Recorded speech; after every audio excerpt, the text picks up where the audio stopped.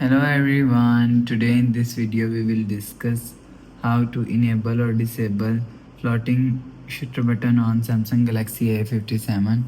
Let's start the video. First of all, go to app library. Here click on camera app. After click on camera app, click on this four dot icon and click on settings icon.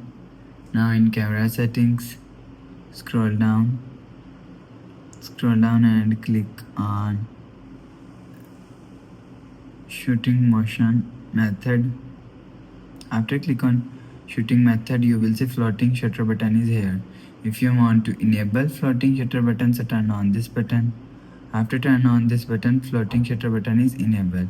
If you want to disable floating shutter button, so turn off this button. After turn off this button, floating shutter button is disabled. You will enable or disable floating shutter button from here. After the process, go back to home screen. So that's how you can enable or disable floating shutter button on Samsung Galaxy A57. If you like the video, please subscribe. Thanks for watching.